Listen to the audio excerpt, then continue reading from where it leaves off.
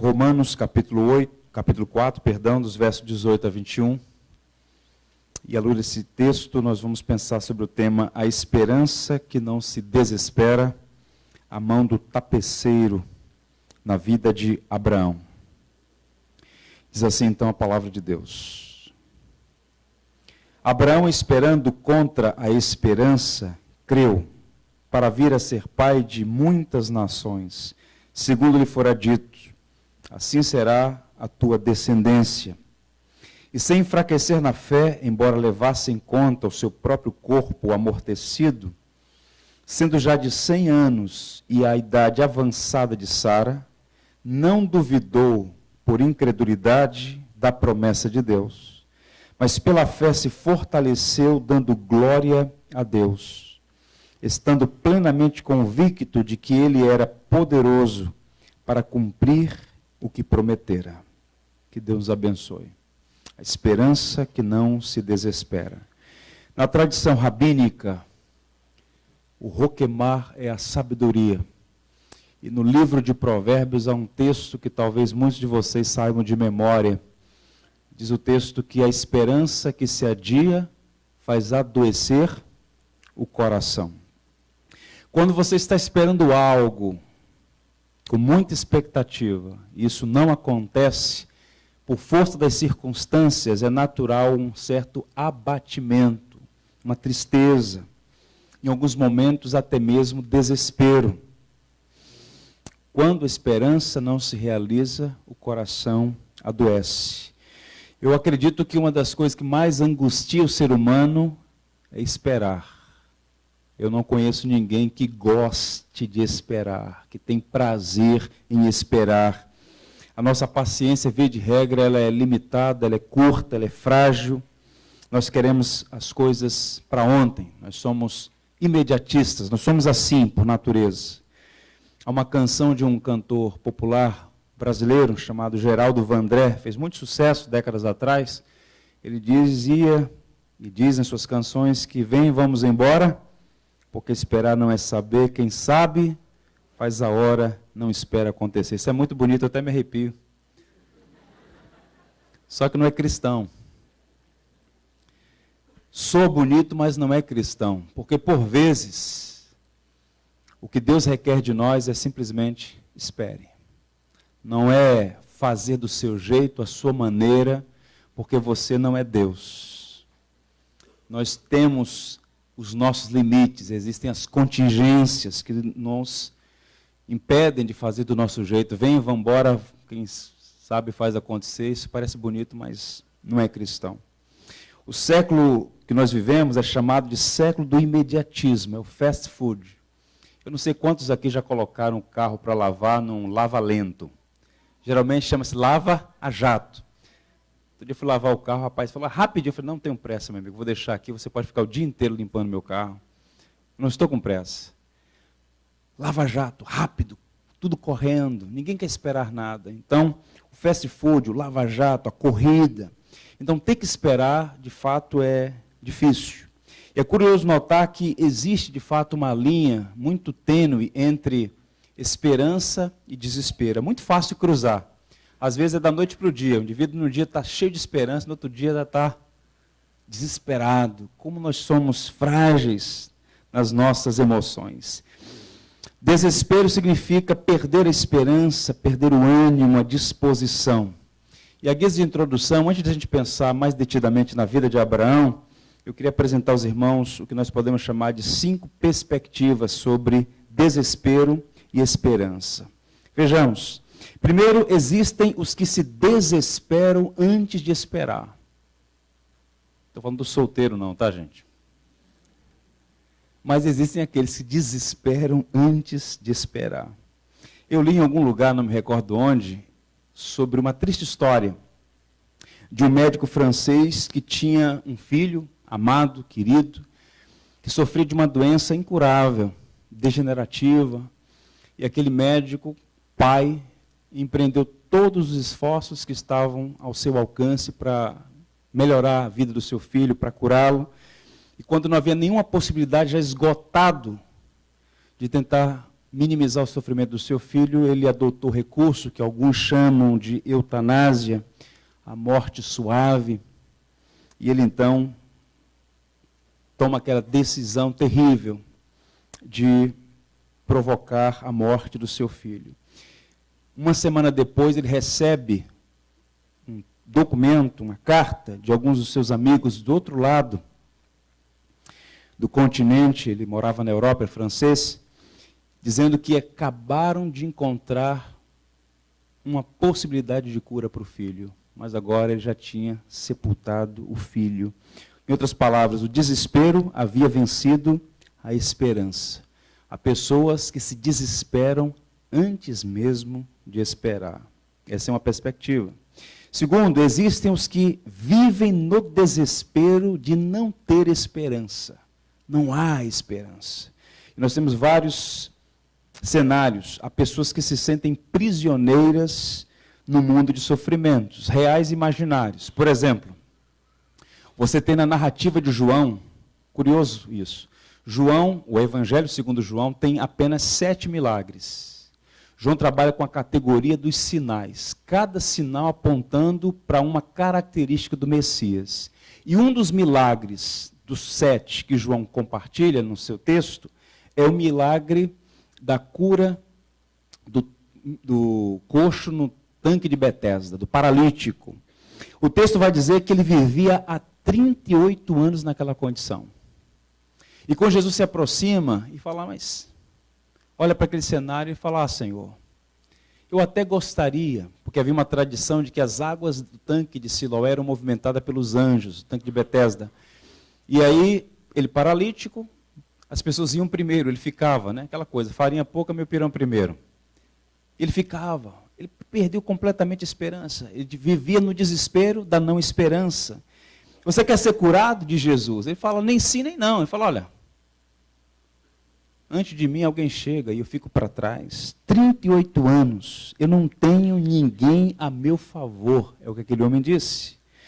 Era um homem que vivia no desespero de não ter esperança. Há 38 anos sofrendo de uma paralisia sem possibilidade de cura. Existem também aqueles que esperam com esperança. Já começa a melhorar. Esperam com esperança. É aqueles indivíduos que conseguem olhar para além do rio. O rio como metáfora da morte. Há uma biografia do John Pollock sobre Dwight Moody, que foi um grande evangelista americano, norte-americano. Moody, quando estava falecendo, né, morrendo, na última semana de vida dele, ele declarou aos seus companheiros, afasta-se da terra, aproxima-se o céu, estou entrando na glória.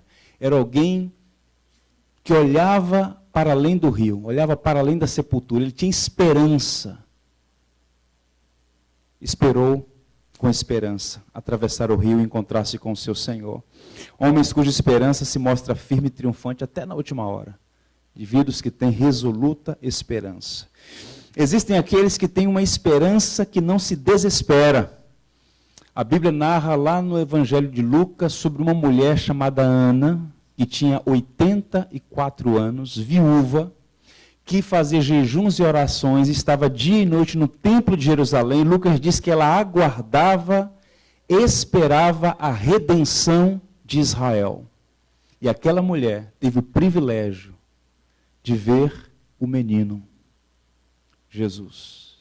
Ana, uma mulher que esperava, mas não se desesperava. Ela esperou e viu a redenção de Israel. Ela viu Deus encarnado. Quinto, existem aqueles que têm uma esperança que luta contra a esperança. Esse indivíduo que nós vamos tratar hoje, Abraão, um homem que tem uma esperança que parece lutar contra a esperança. O que significa isso? Observe o verso 18 do capítulo 4, palavras do texto bíblico. Abraão esperando contra a esperança. Que texto enigmático, não? Abraão, esperando contra a esperança, creu para vir ser pai de muitas nações, segundo o que fora dito. Assim será a tua descendência. Esperar contra a esperança é uma frase muito forte. Abraão entendeu uma coisa.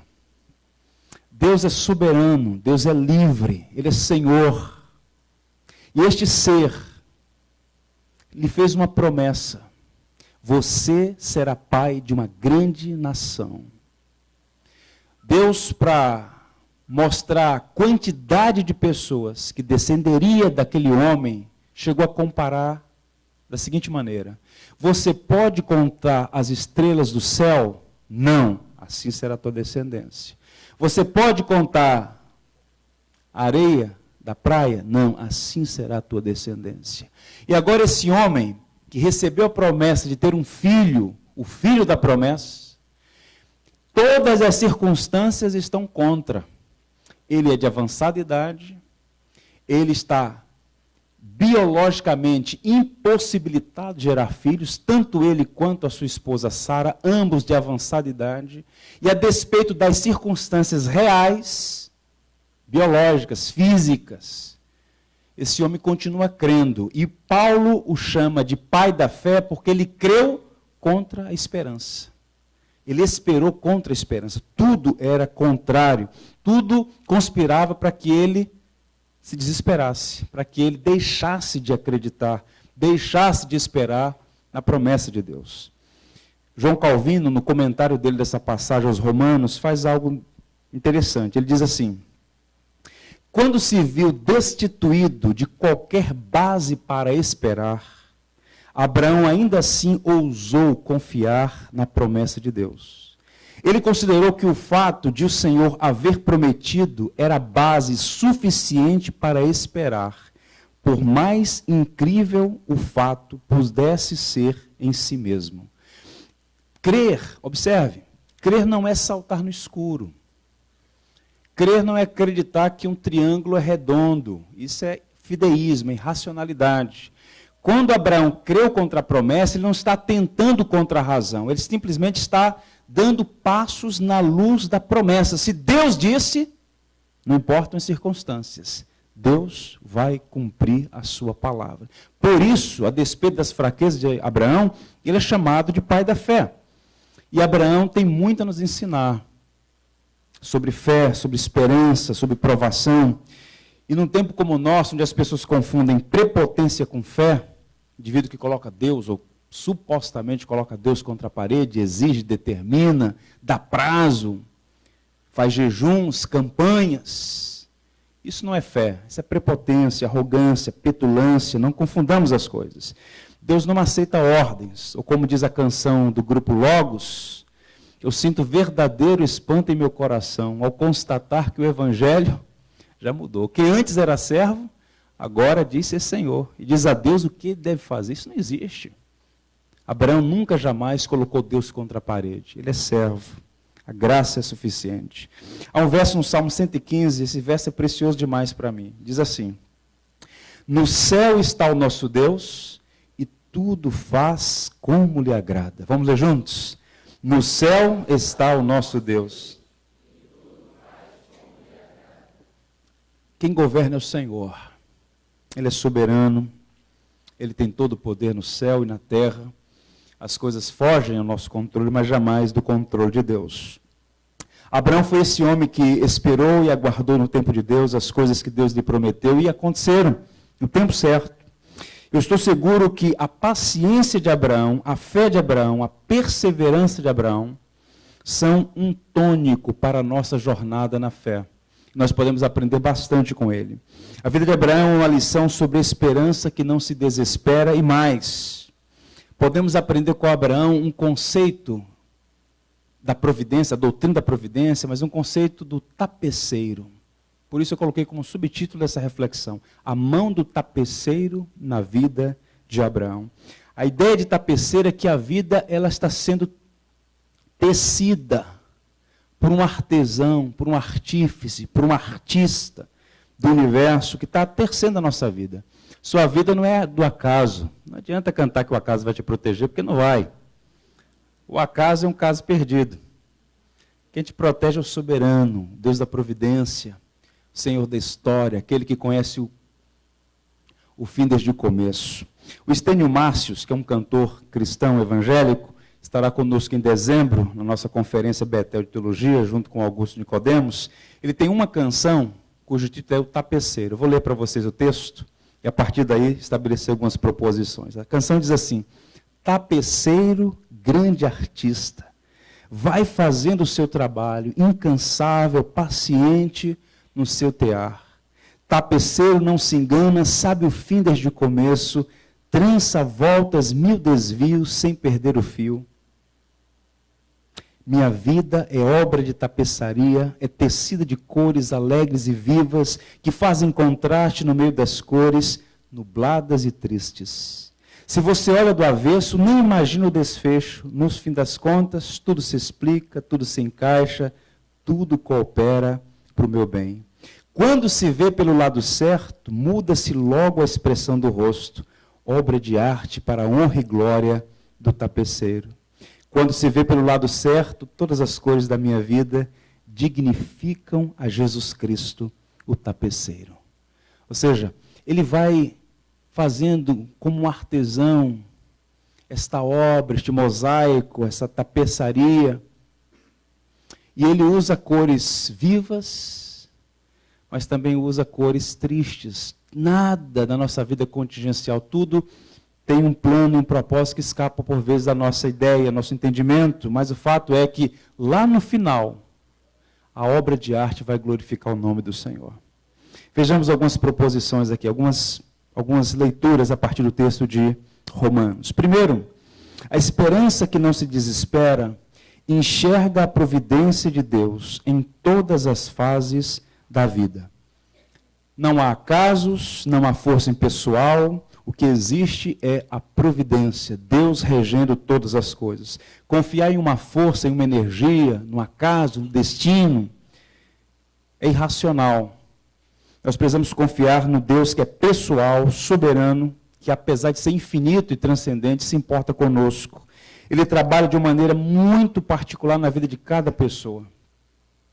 Mas o que há de comum na obra de Deus em nossas vidas é que o fim, o propósito último, é o nosso bem e a glória do seu nome. Ele trabalha assim. Veja, por exemplo, eu preguei muito recentemente aqui, sobre o triunfo da providência na vida de José.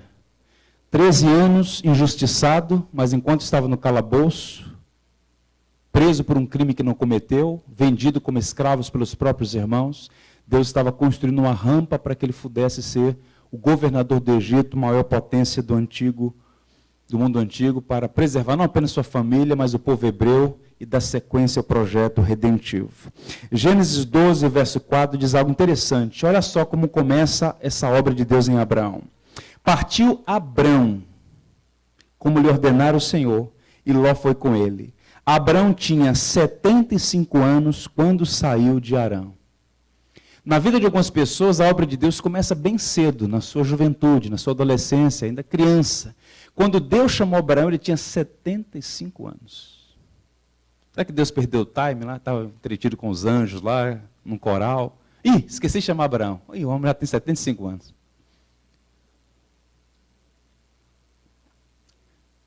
Eu acredito que Deus tem senso de humor. Vocês lembram, por exemplo, que quando Jesus multiplicou os pães e os peixes, sobraram quantos cestos? 12. Cada um discípulo carregou na cabeça para nunca mais esquecer que Deus pode fazer coisas maravilhosas. Quando Deus dá a Abraão um filho, coloca o nome da criança Isaac. Significa, os hebraístas, riso. Por que riso? Porque a mulher ficou rindo, dizendo, não é impossível ter filho numa idade dessa. Vai ter, e o nome da criança vai ser Riso. Toda vez que chamava a criança, Riso, vem cá, Riso, vai ali. Jamais se esqueceria. Deus tem senso de humor. Então Deus chama um coroa de meia-idade, 75 anos, olha, você vai ser pai de uma numerosa multidão. Espera aí, Senhor.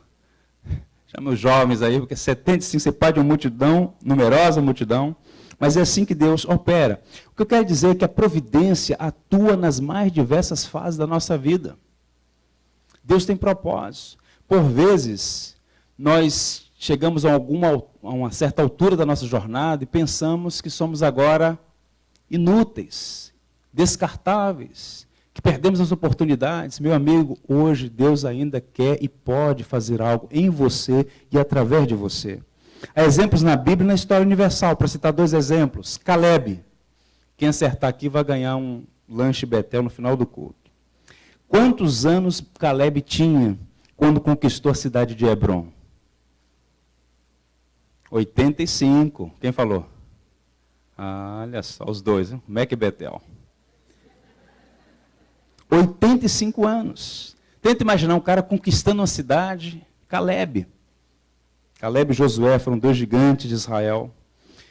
Churchill, o grande líder inglês, ele começou a liderar a Inglaterra com 70 anos de idade. Ou seja, duas pessoas. Caleb com 85, muitos séculos depois, Churchill na Inglaterra, o homem que foi importante, decisivo para deter o maligno nazismo, avançada idade. Abraão com 75. Não importa, o ponto é esse, não importa a idade. Deus está trabalhando em nossa vida como um tapeceiro paciente, sábio e dedicado. Deus quer fazer algo em você e através de você. Qual é a aplicação aqui, meus irmãos? Abraão começou sua caminhada com Deus aos 75 anos de idade. O tapeceiro trabalha na vida de pessoas de todas as idades. Como disse o profeta Joel, Deus alcança jovens e velhos. Deus alcança todos com a sua graça e cumpre os seus propósitos. Salmo 138, verso 8. Vamos ler juntos? O Senhor cumprirá o seu propósito para comigo. Teu amor, Senhor, permanece para sempre. Não abandone as obras das tuas mãos.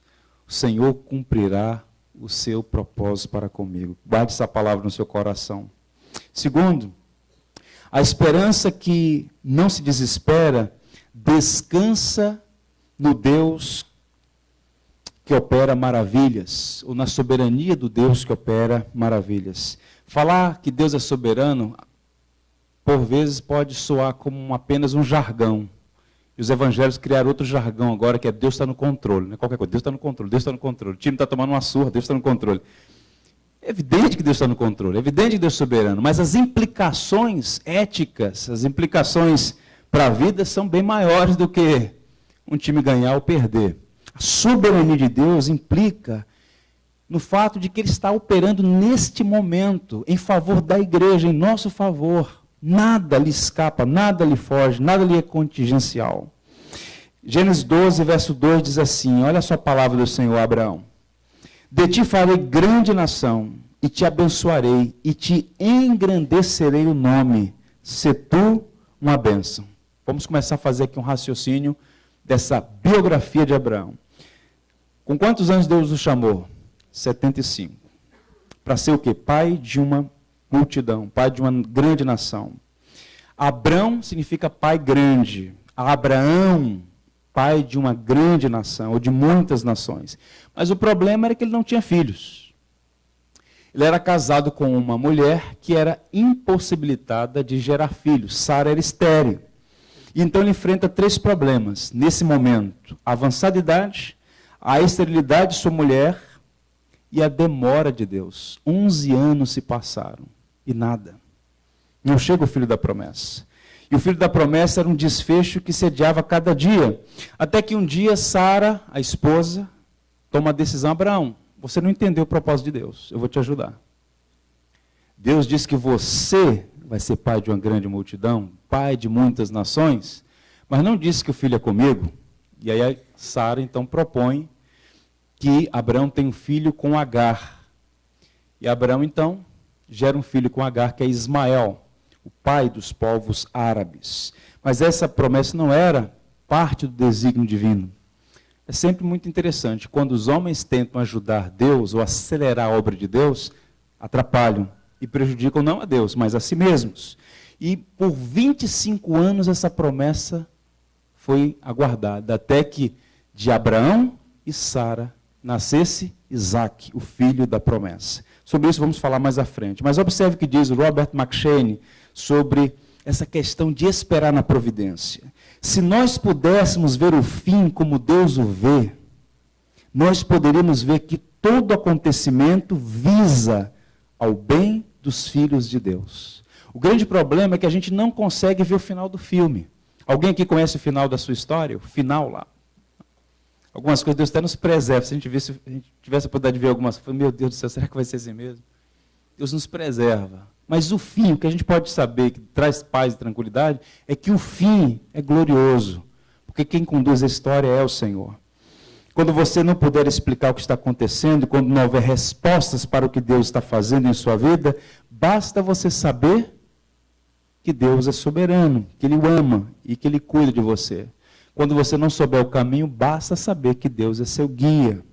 Quais são as aplicações? A primeira é esta: Abraão é constituído pai de muitas nações sem ter um descendente. O tapeceiro vê o futuro desde o passado, no eterno agora. Deus é eterno. Deus está fora da categoria tempo. Isaías tem uma palavra que eu gosto muito também. Isaías 50:10. Esse texto me acompanha já há alguns anos. Quem há entre vós que tema ao Senhor e ouça a voz do seu servo?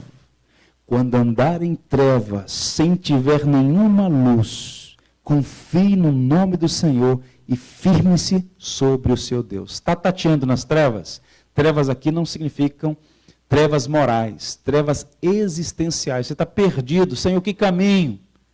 Confie no Senhor, firme-se sobre o seu Deus. Ele é soberano, Ele vai guiá-lo. Deus está mais interessado em te orientar do que você em receber orientação. E mais, terceiro, a esperança que não se desespera vê o poder de Deus em ação.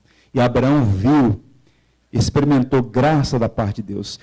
Paulo, se reportando a Abraão, a história dele vai dizer o seguinte: sem se enfraquecer na fé, reconheceu que o seu corpo já estava sem vitalidade, pois já contava cerca de 100 anos de idade, 25 anos a promessa demorou, e que também o ventre de Sara já estava sem vitalidade. Mesmo assim, não duvidou nem foi incrédulo em relação à promessa de Deus, mas foi fortalecido em sua fé e deu glória a Deus. Gênesis 21:5 diz: ele estava com 100 anos de idade quando lhe nasceu Isaque, seu filho. Abraão é alguém que testemunhou o poder de Deus na vida da sua família. Ele não duvidou e o Senhor o abençoou, dando-lhe um filho de quem todos nós somos descendentes espirituais. E como eu disse ainda há pouco, o Deus que tem bom humor mandou que o nome da criança fosse Isaque, riso. Isso é interessantíssimo. Paulo aos Romanos ainda à frente diz assim: não duvidou da promessa de Deus por incredulidade, mas pela fé se fortaleceu, dando glória a Deus, estando plenamente convicto de que Ele era poderoso para cumprir o que prometera. Paulo diz a Tito: o Deus que não pode mentir. Deus nunca falha em suas promessas. Nós podemos confundir e achar que Ele está prometendo algo que não está de fato prometido, mas a promessa de Deus, registrada em sua palavra, jamais falhará. Deus cumprirá todos os seus propósitos. E a Bíblia diz que Deus é um especialista em fazer o que nós, por vezes, julgamos impossível. O grande problema é que a gente está nessa ditadura da pressa, né? A taxocracia. Queremos tudo imediatamente. Abraão esperou 25 anos na promessa de Deus. Eu pergunto a vocês, por quanto tempo estaríamos dispostos a esperar Deus cumprir uma promessa em nossa vida? Por quanto tempo? Um evangelista chamado Torrey, ele evangelizou 2 amigos pessoais, próximos a ele. E é um testemunho pessoal dele. Ele disse que Deus falou ao seu coração que eles se converteriam. Um amigo se converteu 7 dias antes da morte dele. E um outro 30 dias depois. Por toda a vida ele orou em favor daqueles amigos pelos quais ele tinha profunda afeição. Por muito tempo. Eu pergunto às irmãs, aos irmãos, aos amigos aqui que oram por situações que parecem jamais se cumprir. Parece que não há possibilidade. Por quanto tempo mais a gente poderia orar? Nós perdemos o conceito de perseverança. Eu tinha um amigo, eu digo tinha porque ele faleceu. Ele estava em Berlim, na ocasião em que o muro foi derrubado. Ele me disse uma coisa interessante. Ele disse que as pessoas estavam muito emocionadas com a queda do muro de Berlim. E ele se deparou com um cenário, uma senhora, ela estava com a Bíblia aberta, lendo um texto do Salmo, chorando. Ele se aproximou dela e tal. Ela disse para ele: meu filho, hoje eu estou vendo o resultado de muitos anos de oração. Esse muro não está sendo derrubado pelas máquinas, mas pela mão do Todo-Poderoso. Por anos e anos, aquela senhora ia até aquele muro e orava: Senhor, derruba esse muro de iniquidade. E o muro foi derrubado. Por quanto tempo nós estaremos dispostos a orar até vermos se cumprir a promessa de Deus em nossa vida? Abraão não duvidou, mesmo quando as circunstâncias eram adversas. Qual é a aplicação aqui? Abraão tinha 100 anos quando Isaac nasceu. O tapeceiro é especialista em fazer o que nós julgamos impossível. Não duvide. Tiago chega a dizer o seguinte: quem ora duvidando, não espere receber. E Paulo vai dizer, o autor de Hebreus vai dizer, que Deus, sem fé é impossível agradar a Deus, pois importa que aqueles que se aproximam de Deus creiam que Ele existe e que é galardoador dos que o buscam. Nós precisamos ter esta fé robusta, confiante na providência, na soberania de Deus, ainda que as coisas possam conspirar contra. Lucas 1,37, vamos ler juntos? Pois nada é impossível para Deus. Nada é nada. Nada é impossível para Deus. Caminhando, a esperança que não se desespera é provada para ser aprovada. Deus prova na expectativa de aprovar, não de desqualificar. Olha a narrativa que nós lemos ainda há pouco na liturgia sobre a provação pela qual Abraão passou. Passado algum tempo, Deus pôs à prova Abraão. O texto diz que era uma provação. Passado algum tempo, Deus pôs à prova Abraão, dizendo: Abraão, ele respondeu: eis-me aqui. Então disse Deus: tome seu filho, seu único filho, Isaque, a quem você ama, e vá para a região de Moriá, sacrifica-o ali como holocausto num dos montes que lhe indicarei. Pergunto a vocês, é uma aprovação ou não é? Será que é Deus mesmo que está falando isso? 25 anos aguardando a promessa, de repente está lá a criança, filho da promessa, Isaque. Passado algum tempo, não sabemos exatamente quanto tempo, mas provavelmente uns 17 anos, porque quando ele subiu a Moriá com o garoto, o menino tinha 17, era um rapaz, capaz de levar a lenha do holocausto. Era um rapaz de 17 anos. E eu fico imaginando esse cenário de Abraão naquela madrugada, falou assim: hoje é o dia, eu vou ter que levar o meu filho a Moriá. E o cenário é basicamente esse: ele reúne os servos, pega um animal, coloca lá o que tem que ser colocado, fogo, cutelo, a lenha e vai. Chega no sopé do Moriá. O Moriá é uma espécie de cadeia de montanhas na região de Jerusalém, naquela região onde, no futuro, o próprio Cristo seria sacrificado, na região do Calvário, Sião, toda aquela região, é o Moriá, um complexo. Abraão chega no sopé daquelas montanhas, diz para os seus servos: fiquem aqui, porque eu e o rapaz, tendo adorado, voltaremos. Ele sobe. Chega no alto do monte, ele começa a preparar o altar. Isaque já tinha sacrificado algumas vezes com seu pai. Isaque faz uma pergunta que é uma espécie de punhalada no coração do pai. Pai, está estranho isso aqui, pai. Eu estou vendo a lenha, o fogo e o cutelo. Onde está o cordeiro para o sacrifício?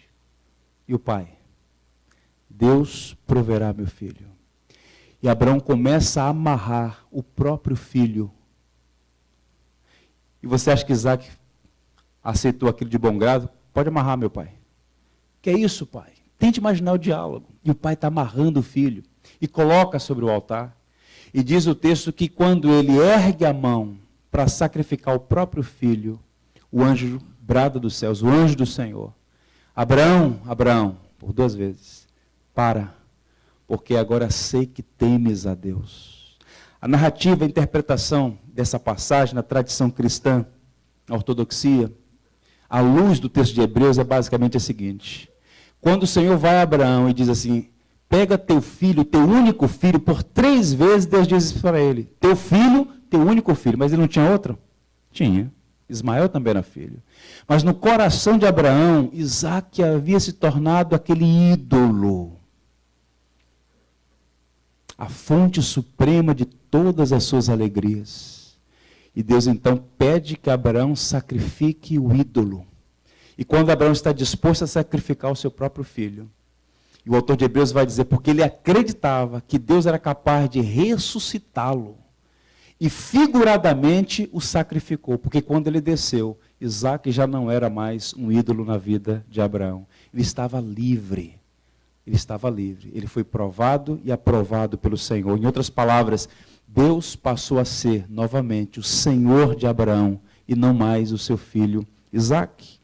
O autor de Hebreus vai dizer que a fé é a certeza de que vamos receber as coisas que esperamos e a prova que existem coisas que não vemos. É o fundamento da esperança. E Abraão tinha essa confiança em Deus. A fé descansa nas promessas. O velho Spurgeon disse assim, comentando essa passagem: Abraão já tinha aprendido a crer e obedecer a Deus. Quando ele não sabia onde, quando ele não sabia quando, quando ele não sabia como e quando ele não sabia por quê. Obediência e fé andam de mãos dadas. Abraão esperou contra a esperança. Deus soberanamente, de acordo com a sua providência, testou e aprovou o seu servo.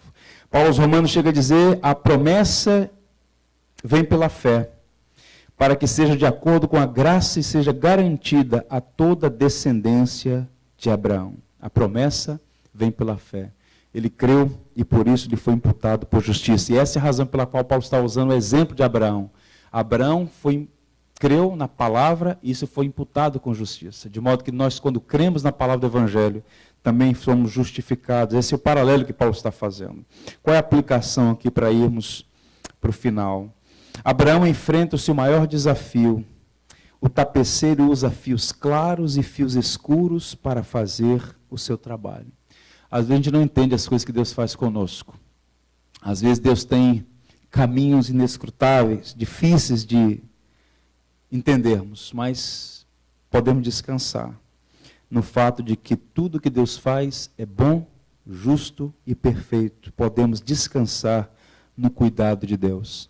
Ainda há pouco eu citei o Churchill.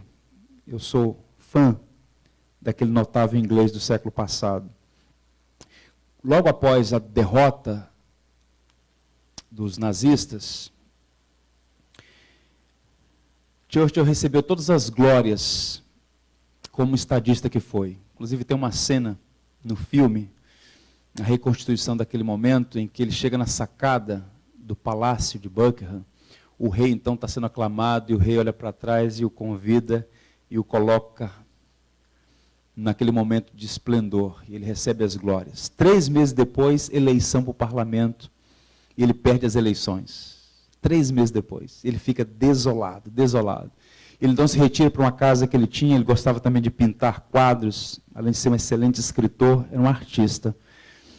E ele então está muito chateado com aquelas circunstâncias, vendo aquilo tudo como uma ingratidão do povo inglês e tal, dos seus aliados, seus amigos no governo. E a esposa dele diz algo interessante. Ela, que gostava de ler obras teológicas, diz para ele: querido, talvez seja a mão da providência. E ele disse para ela: se é a mão da providência, ela está bem escondida, porque eu não vejo Deus nisso. E naquele período que ele ficou afastado, ele escreveu uma das principais obras literárias do século passado, Memórias da Segunda Guerra Mundial. Quem não leu, deveria ler.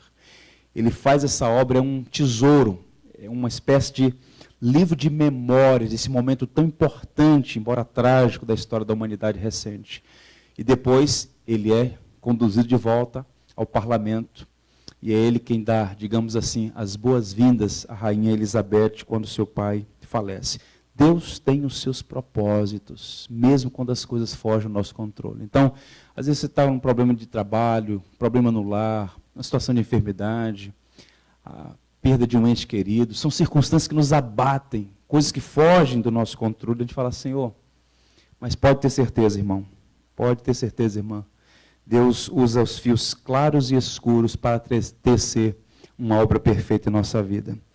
Uma senhora chamada mística medieval, chamada Madame Guyon, ela disse assim: nossa fé não será realmente testada até que Deus nos peça para suportar o que parece insuportável, a fazer o que parece exagerado e a esperar o que parece impossível. Por vezes Deus faz isso para testar a nossa fé, como de fato testou a fé de Abraão.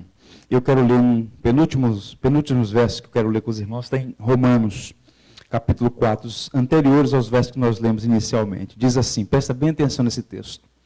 Portanto, a promessa vem pela fé, para que seja de acordo com a graça e seja assim garantida a toda a descendência de Abraão. Não apenas os que estão sob o regime da lei, mas também os que têm a fé que Abraão teve. Ele é o Pai de todos nós. Como está escrito, eu o constituí Pai de muitas nações. Ele é o nosso Pai aos olhos de Deus, em quem creu. Olha a descrição que Paulo faz. O Deus que dá vida aos mortos e chama à existência coisas que não existem como se existissem. Nós devemos seguir os passos de Abraão, no sentido de crer na promessa de Deus, mesmo quando as circunstâncias conspiram contra nós. Esperança contra a esperança. Esperar, mesmo quando as circunstâncias conspiram contra. Que assim seja a nossa vida, porque o nosso Deus continua o mesmo. Ele é o nosso Deus. Deus de Abraão, Deus de Isaac, Deus de Jacó, é o nosso Deus. Em pé nós vamos ler Filipenses e Lucas, 2 textos antes de cantar um hino que nos chama a adoração a Deus. Vamos ler juntos? Estou convencido de que aquele que começou boa obra em vocês vai completá-la até o dia de Cristo Jesus, pois nada é impossível para Deus. Quantos creem nisso, digam amém.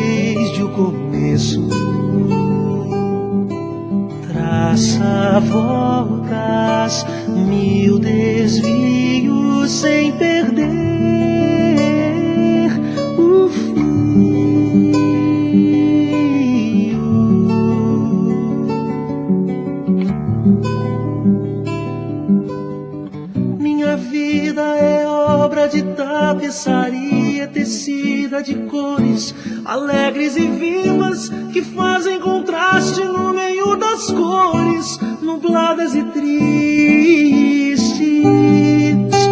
Se você olha do avesso, nem imagina o desfecho. No fim das contas, tudo se explica, tudo se encaixa.